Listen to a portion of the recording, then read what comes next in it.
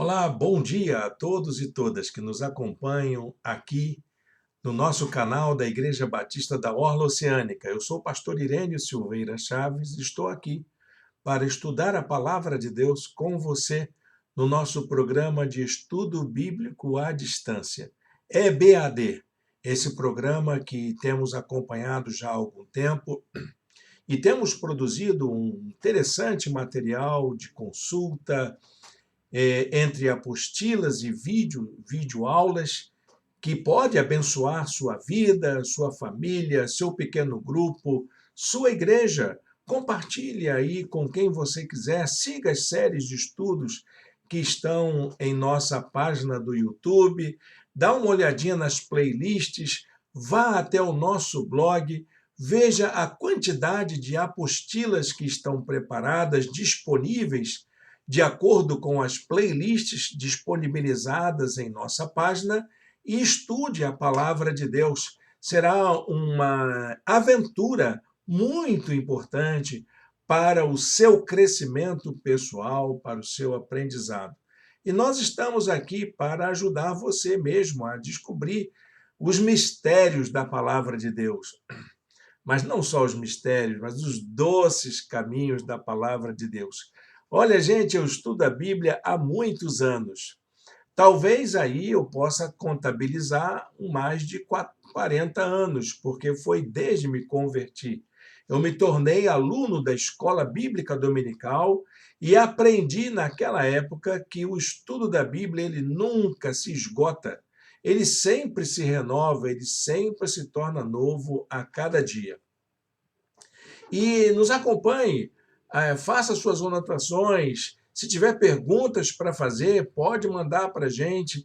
Nós vamos tentar aí crescer juntos e ver as possibilidades da gente se ajudar a ter um crescimento espiritual, um crescimento de conhecimento melhor para a vida de cada um, tá bom?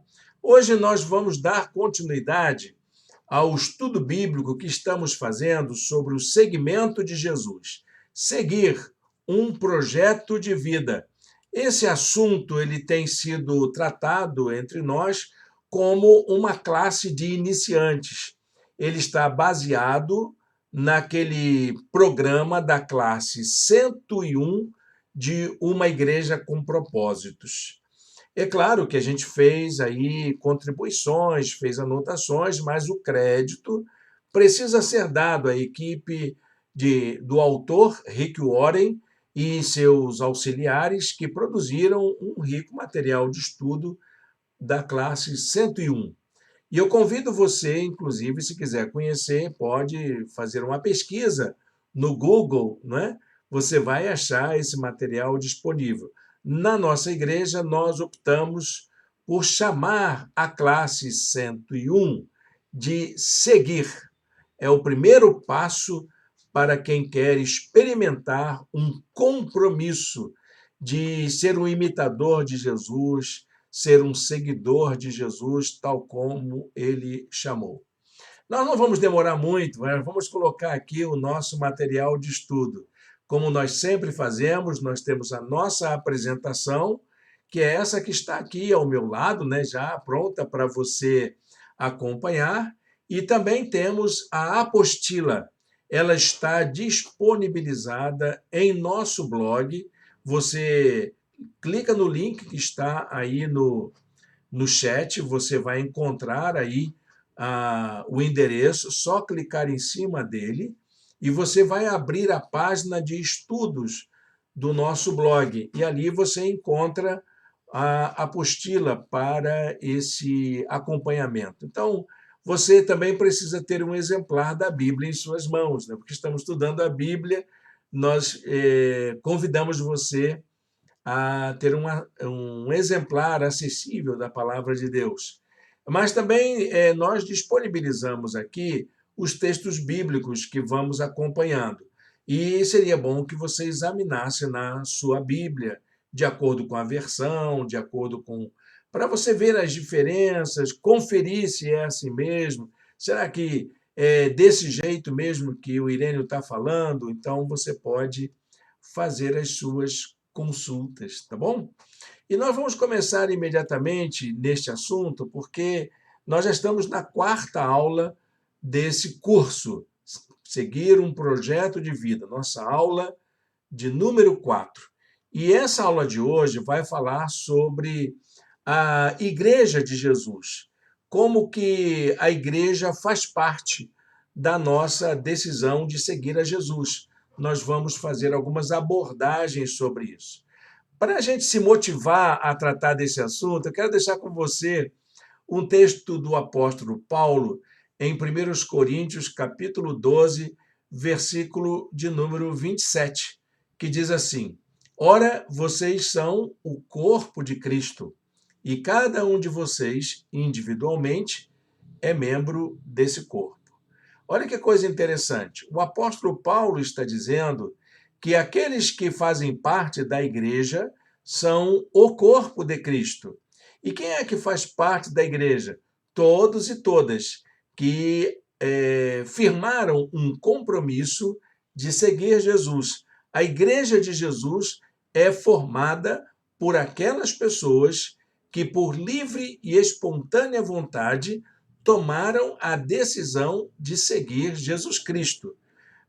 Ninguém está na igreja por obrigação. Ninguém está na igreja por imposição ou por tradição. Pode ser até que esteja por costume, por hábito, porque traz consigo esse gosto pela vida da igreja. Porque a igreja tem aspectos muito positivos, muito agradáveis para a vida de todas as pessoas. A igreja é uma comunidade de acolhimento, que acolhe a família, que tem propostas para a vida. Então, é aquele momento que a gente vai até aquele espaço que o corpo de Cristo escolheu para celebrarmos nossa comunhão, para celebrarmos nossa aspiração pela vida, para ouvirmos conselhos, como também para colocarmos em prática muitos dos ensinos das Escrituras que nós aprendemos. A igreja é um lugar muito importante e o apóstolo Paulo ressalta isso, não só pelo fato dela ser uma instituição viva no mundo, mas pelo fato da gente fazer parte dela como membro do corpo de Cristo. Membro do corpo de Cristo. Você não é meramente um membro do rol de membros da igreja. Quando você faz parte de uma igreja, é sinal de que você já é membro do corpo de Cristo. Muitas pessoas acham que podem seguir Jesus sem estar na igreja, desprezam a igreja. E eu concordo com muitas dessas pessoas, porque muitas igrejas, elas acabam se tornando lugares de adoecimento, lugares de constrangimento, lugares de castração, né? Quantas coisas que a gente pode contar aí de pessoas que foram cerceadas na sua liberdade de expressão. Olha, eu quero dizer para você que essa não é a realidade da nossa igreja. Na nossa igreja, nós aprendemos que a liberdade é o maior bem que nós possuímos na face da terra. É tão importante que o próprio Deus trabalha pela nossa libertação e pela nossa liberdade. Mas aprendemos também que o maior dom que o Senhor nos dá é o dom do amor. Nós somos livres para amar, livres para colocar em prática esse amor maravilhoso que o Senhor nos concedeu. E eu queria convidar você a meditar um pouquinho sobre isso na lição de hoje. O que é tomar parte do corpo de Cristo? O que é fazer parte da Igreja de Jesus? Bom, eu diria para você o seguinte: a igreja é a comunidade da fé. É a comunidade da fé. Ela é composta por todas aquelas pessoas que acolheram a mensagem de salvação de Jesus, o convite amoroso de Jesus, a proposta de nova vida de Jesus, e decidiram colocar em prática na vida os seus ensinos, viver conforme os seus mandamentos, viver conforme os seus ensinos, guardar a sua palavra, como o próprio Jesus diz que os seus discípulos são aqueles que o amam e, porque o amam, guardam a sua palavra. Então, meus amados irmãos, minhas amadas irmãs, quando a gente fala que nós somos salvos por Jesus Cristo, a gente está falando de duas realidades. Quais são elas? A primeira é que a salvação é uma experiência individual. Cada um experimenta a sua, porque cada um vai ter que dar conta de sua vida para Deus. Olha, querido papai, querida mamãe, você não vai dar conta dos seus filhos a Deus. Eles vão dar conta de si mesmos a Deus. Querido cônjuge, você não vai dar conta do seu parceiro, da sua parceira para Deus. Quem vai dar conta é ele mesmo ou ela mesma.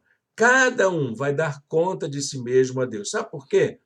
Porque a experiência de salvação é individual. Cada um vai tomar a sua decisão livremente de acolher o convite salvador de Jesus. Mas a realização da fé, essa realização dessa confiança do poder de Deus, desse aprendizado que nós temos, se dá de forma comunitária. Ok? Como eu estou dizendo aqui, a experiência da salvação é individual, mas a experiência de realização dessa salvação é comunitária. Só se dá para fazer em comunidade. Não há, meus amados irmãos e irmãs, como vivermos como cristãos no mundo sem ter um compromisso com a vida em comunidade. O Senhor não escolheu solitários, não escolheu pessoas para uma vida reclusa, não escolheu pessoas para serem agentes secretos de Deus, não escolheu pessoas para viverem isoladas no mundo. Deus escolheu pessoas para fazerem parte da comunidade da fé, daqueles que receberam seu Filho unigênito como Salvador e Senhor. Não há como viver como cristãos no mundo sem ter um compromisso com a vida de fé em uma comunidade. Ok? Deu para entender aí? Então, você que está dizendo que você ama a Deus, que você gosta dos ensinos de Jesus, que você quer Jesus, mas ainda não incluiu a igreja no seu conjunto de compromissos, está faltando alguma coisa. É preciso aprimorar essa sua compreensão e fazer com que você possa viver o Evangelho de maneira integral, de maneira comprometida, ligado à vida de uma comunidade.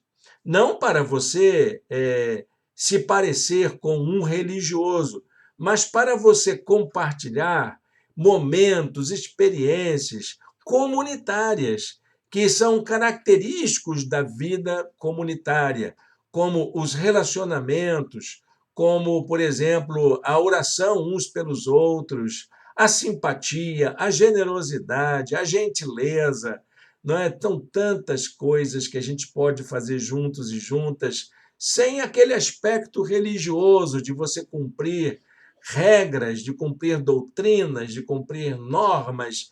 Isso é alguma coisa posterior, mas o que é essencial da vida cristã, o que faz o cristão ser um cristão, é ele viver a vida comunitária. Isso envolve um aspecto doutrinário muito importante na vida da nossa igreja. Então, esse estudo de hoje, nós vamos fazer uma abordagem sobre a doutrina da igreja que a nossa igreja segue, que a Igreja Batista da Orla Oceânica segue. Essa doutrina não é estranha, ela é característica do pensamento dos cristãos chamados batistas, que vem carregando lá desde o século XVII.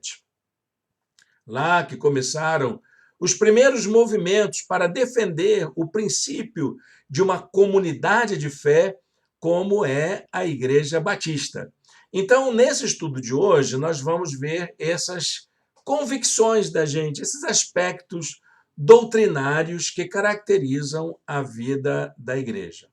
Então, a primeira pergunta que eu queria fazer para você é: o que é uma igreja? O que é uma igreja? Muita gente acha que uma igreja é uma edificação, né? Então, eu vou na igreja, ou vou lá no templo. Às vezes a gente fala assim: vai visitar a nossa igreja. Aí a pessoa coloca no seu imaginário aquela edificação, né, com torre, com templo, bancada e aquele púlpito solene, né, coral, não sei o que mais, toda aquela coisa que faz a igreja. Aí quando chega na gente até passa da rua, porque é uma casa, é uma residência e nós improvisamos uma sala onde nos reunimos, onde celebramos, cantamos, louvamos a Deus, oramos uns pelos outros, ouvimos a mensagem do Evangelho e aí a gente se confraterniza ali naquele momento de comunhão na vida da igreja. Então, o que é uma igreja para a gente? Em primeiro lugar, gente, a igreja não é um templo. A igreja não é uma edificação. A igreja também não é uma instituição estruturada. A igreja é uma comunidade. Essa é a marca dos batistas.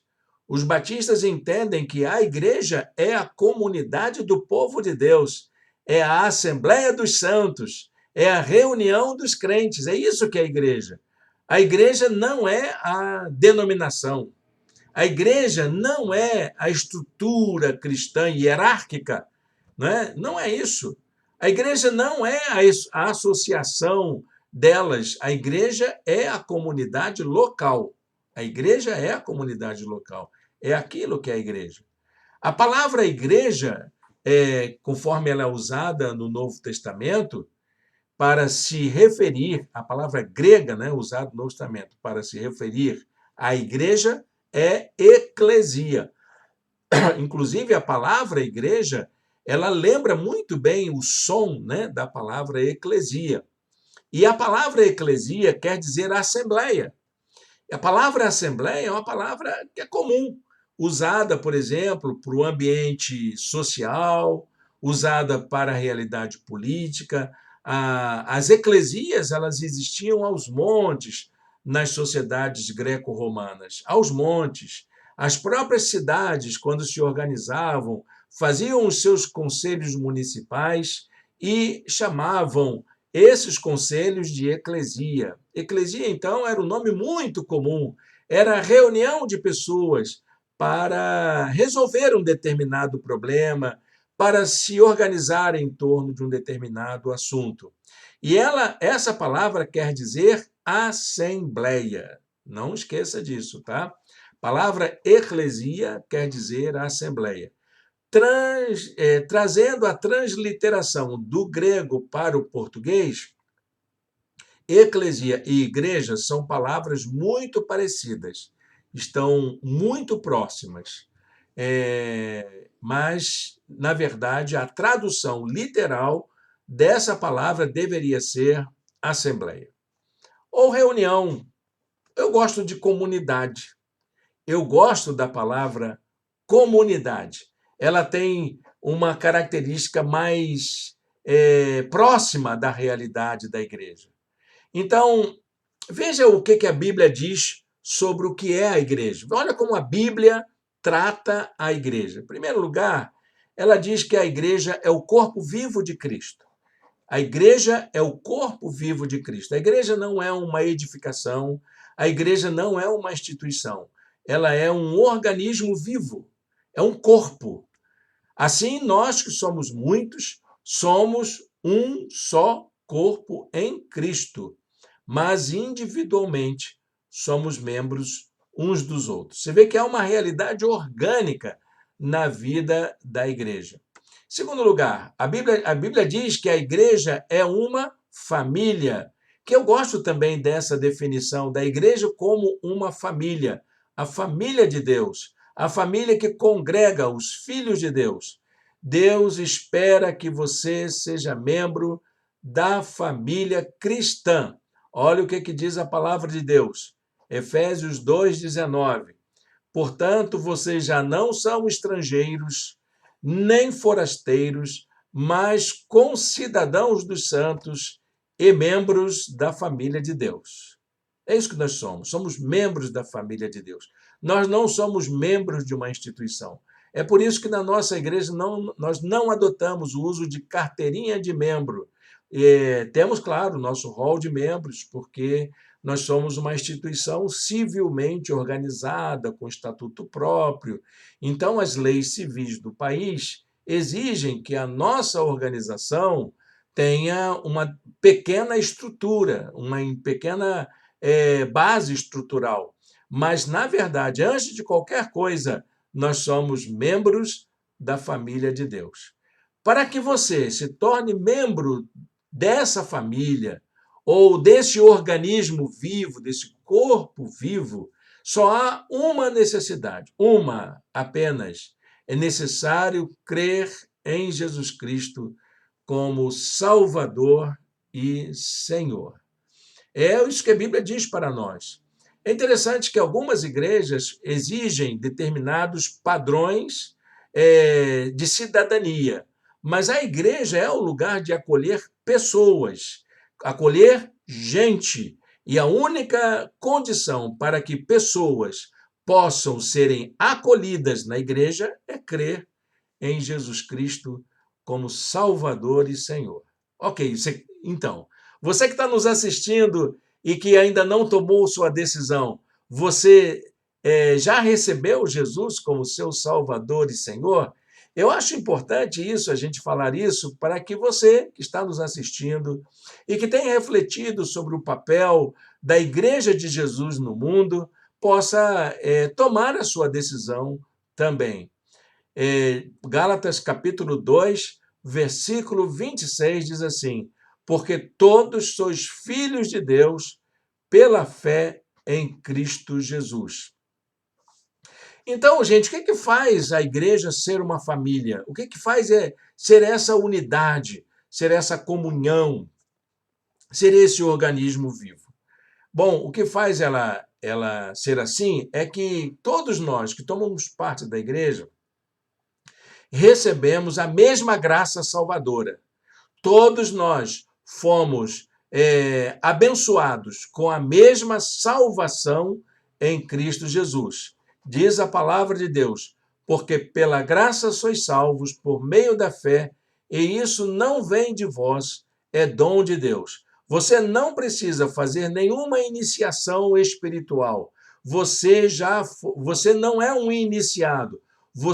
Se você entregou sua vida a Jesus, você é um salvo por Jesus, você já está no caminho da graça, está junto conosco, é nosso irmão em Cristo, irmã em Cristo, e podemos caminhar juntos e juntas para a glória do nosso Deus. Isso não é ninguém que pode dar para você, nenhum sacerdote, nenhuma autoridade pode dar isso para você. Quem dá isso para você é o nosso próprio Pai Celestial. Isso não vem de vós, é dom de Deus. Tá bom, gente? Segundo lugar, nós temos uma mesma fé, o mesmo sentido de fé. Nós cremos em Jesus, nós apontamos nossa confiança, a fonte da nossa inteligência, da nossa sabedoria, vem de Jesus. Enfim, é Jesus quem é a nossa base principal de confiança.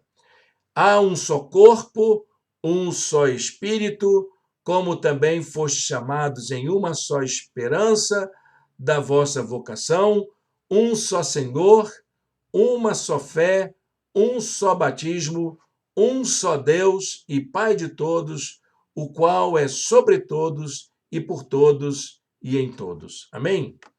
Então, outra coisa que é importante, que faz com que a gente seja uma família, né? Um grupo tão unido, que os nossos laços de comunhão são tão fortalecidos é o fato de que temos os mesmos propósitos. Nós temos o propósito de viver a vontade de Deus no mundo, de fazer a vontade de Deus, de sermos conforme a imagem que o Senhor nos propôs.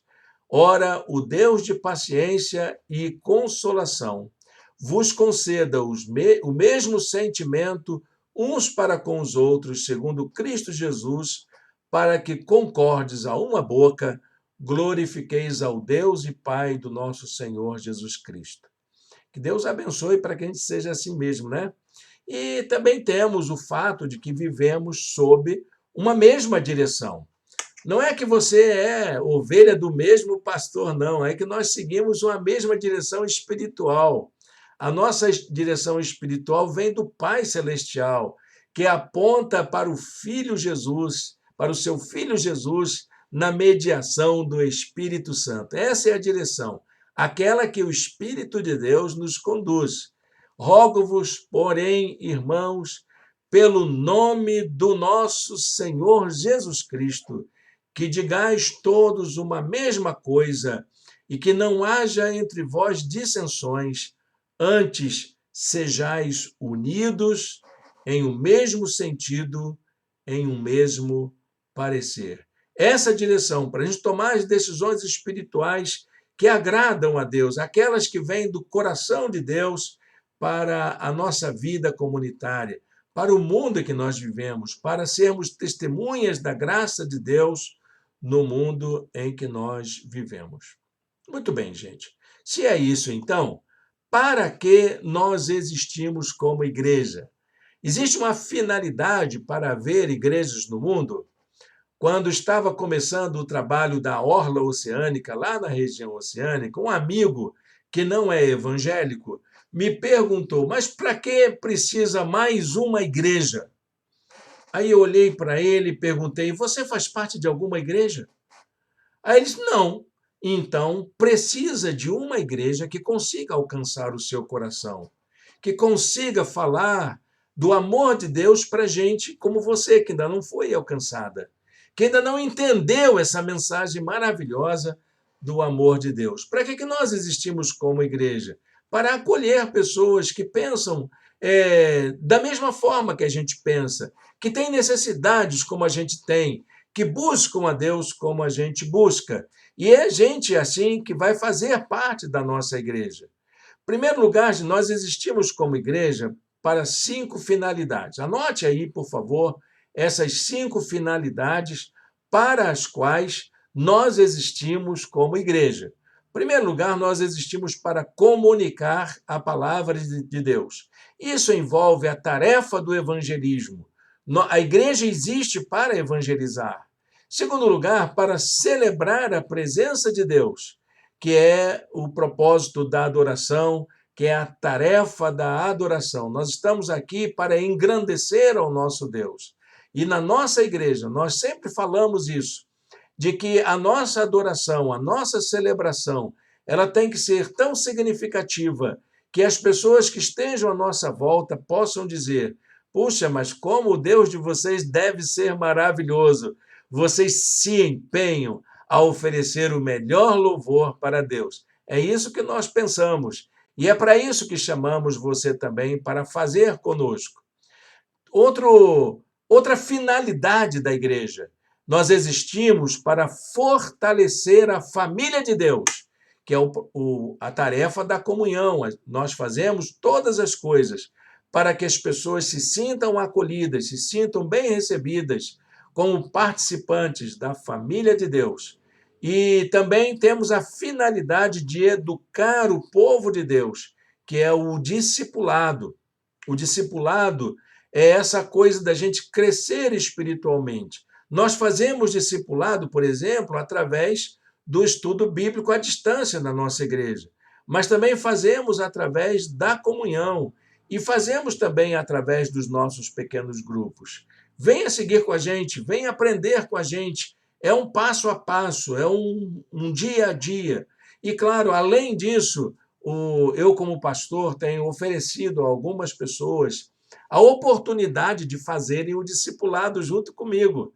E será muito importante ter você fazendo essa caminhada. E, por fim, a quinta finalidade que faz com que uma igreja exista, que a nossa igreja exista, é o fato de que nós estamos aqui para demonstrar o amor de Deus para todas as pessoas. E o amor de Deus nos impulsiona a servirmos uns aos outros. É a dimensão do ministério. Existem várias oportunidades de servir no âmbito da igreja. E, claro, cada um tem que encontrar a sua, cada um vai encontrar a sua. Aí a gente se baseia na nossa igreja que, para que a igreja tenha um ministério, é preciso que haja pessoas dispostas a servir. Um dia me perguntaram assim, pastor, a nossa igreja vai ter o ministério X? Eu disse, olha, se tiver um ministro que faça, claro que terá. Nós não estamos fechados a nenhum ministério, desde que haja o ministro que faça. Então, se Deus está impulsionando alguém a fazer alguma coisa dentro do reino de Deus, para a glória de Deus, no contexto da vida comunitária, claro, tem as portas abertas na nossa igreja para poder servir. Servir em amor, como resultado do amor de Deus. Anote essas 5 palavrinhas aí para você. Olha só. Nós existimos para evangelizar, para adorar, para viver em comunhão, para praticar o discipulado e para exercer o ministério. 5 coisas que nós fazemos. Essas coisas estão ligadas aos propósitos de Deus para a nossa vida. É simples, não é? É bem fácil você decorar. São os dedos da sua mão. Primeiro, evangelizar. Segundo, adorar. Terceiro, viver em comunhão. Quarto, praticar o discipulado. E quinto, exercitar o ministério, o serviço. Que Deus abençoe a gente a conseguir fazer isso, né? Que todos e todas consigam se engajar nesse processo tão maravilhoso de se tornar uma igreja comprometida com os ideais de Deus para a vida humana. Por isso, nós temos então uma declaração. Nossa igreja faz uma declaração de propósitos. Veja o que em nossa igreja a gente diz desde quando fomos organizados. Nós fomos organizados em 2014. 2014. Desde então, a gente declara para os nossos queridos que se achegam o seguinte: nosso propósito é alcançar pessoas para conduzi-las a uma transformação completa por meio da fé e devoção a Jesus Cristo. É para isso que existimos, esse é o nosso propósito, é isso que fazemos: alcançar pessoas para conduzi-las a uma transformação completa por meio da fé e devoção a Jesus Cristo. Isso é que está escrito desde 2014. Quem sabe a gente pode até pensar numa outra maneira de dizer isso, mas é isso que nos conduz, é isso que me alimenta como pastor, é isso que fortalece a minha vontade de estar colocando em prática o ministério pastoral na minha igreja, na nossa igreja. Então, para alcançar esses propósitos, a igreja tem alguns princípios. Por exemplo, nós temos uma declaração de fé.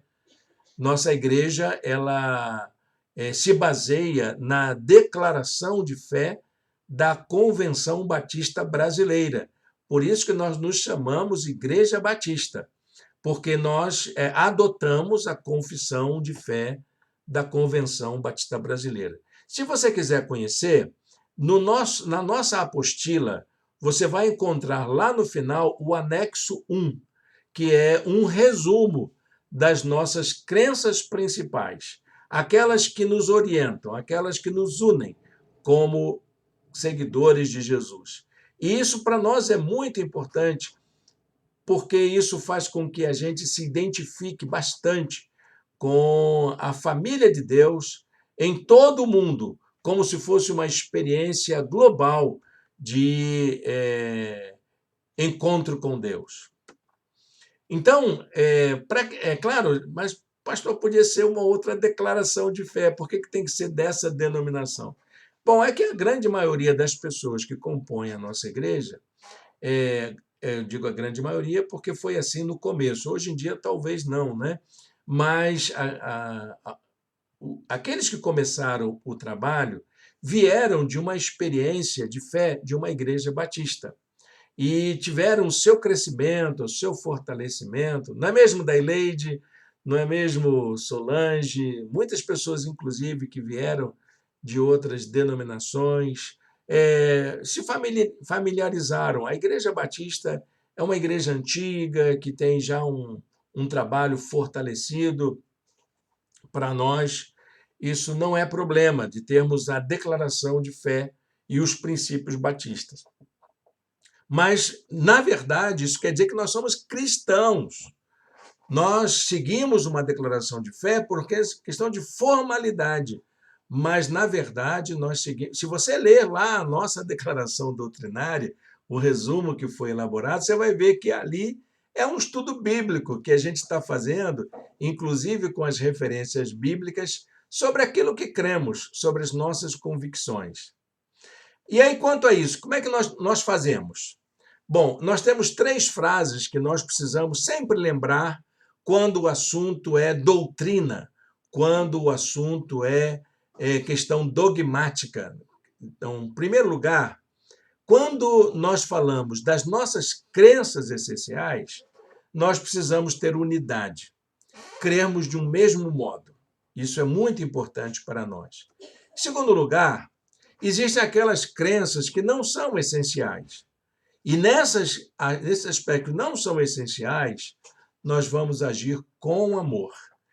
E em terceiro lugar, em todas as demais coisas, todas as demais informações, nós vamos ser tolerantes. Se você olhar nas nossas crenças essenciais, nós não fazemos distinção ideológica, nós não fazemos distinção de raça, de gênero. Nessas questões, nós precisamos estar unidos. E nessas questões também precisamos praticar o amor, e nessas questões também temos que aprender a ser tolerantes. Ok, gente? Para a gente concluir essa palavra, né, que é tão importante para nós e que caracteriza, sim, a vida da nossa igreja, eu queria deixar a seguinte reflexão. A igreja não é um edifício ou um lugar para ir. É um erro a gente dizer, vou à igreja. Claro, eu vou à comunhão dos meus irmãos, vou à celebração da minha igreja, eu sou a igreja de Jesus. Eu faço parte do corpo de Cristo. Eu sou membro da família de Deus. A igreja é uma comunidade para a gente poder pertencer.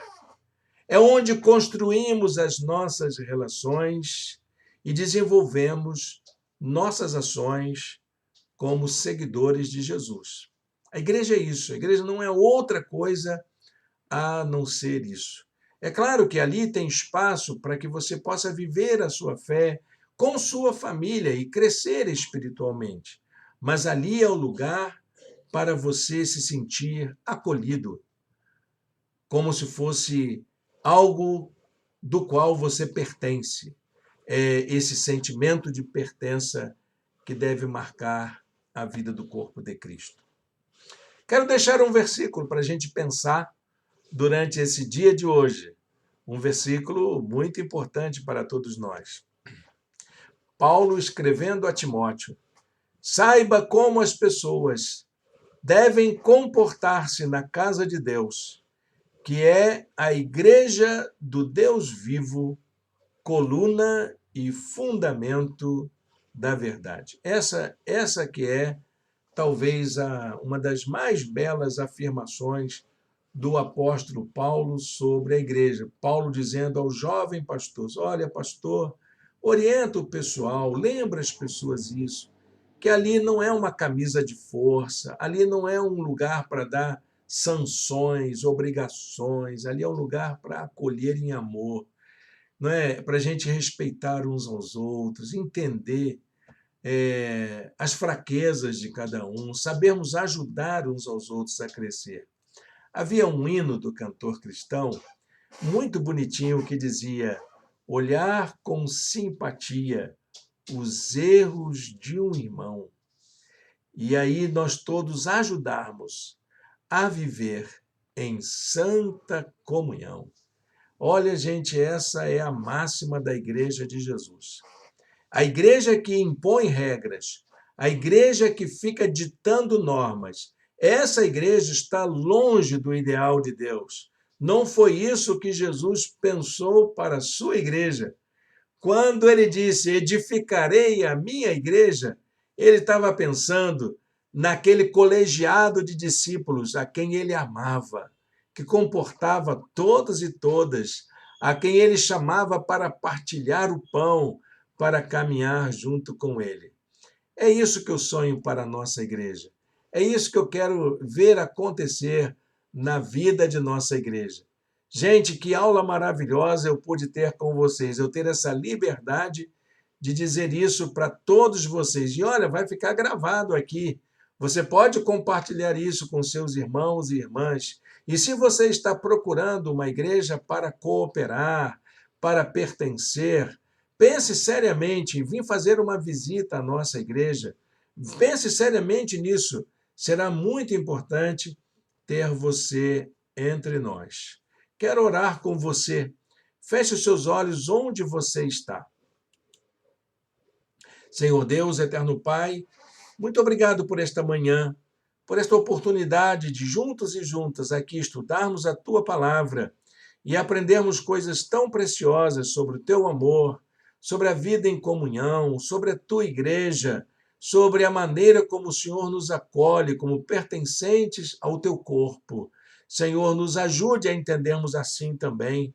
Ajude para que esta lição, ó Deus, fique guardada em nosso coração e que nós possamos externar ao mundo a nossa alegria de tomarmos parte do corpo de Cristo, de fazermos parte uns dos outros de uma mesma realidade espiritual, de pessoas que evangelizam, que adoram, que crescem espiritualmente, que servem umas às outras, que praticam missão, que amam incondicionalmente umas às outras. Nós te agradecemos por esta palavra, no nome de Jesus. Amém e amém. Amém, meus irmãos. Nós estamos, assim, chegando ao final da nossa aula de hoje. Quero agradecer a sua companhia aqui com a gente. Logo mais à noite, nós estaremos reunidos na Rua Roma 103 para mais uma mensagem da série Conflitos da Vida. Vamos tratar de mais um desses problemas que nos adoecem, que nos afetam, mas olhar de um jeito que a gente possa entender que nós podemos nos ajudar uns aos outros, com o olhar que a Bíblia nos chama para olhar, ou esse olhar para o humano como alguém que carece da graça de Deus, que precisa de ajuda. Nós precisamos fazer isso. E eu convido você a estar conosco. Claro, se você não puder estar, eu convido você a assistir a mensagem que ficará gravada em nosso canal. Tá bom, gente? Deus o abençoe. Tenha um domingo de paz e de alegria na presença do nosso Deus.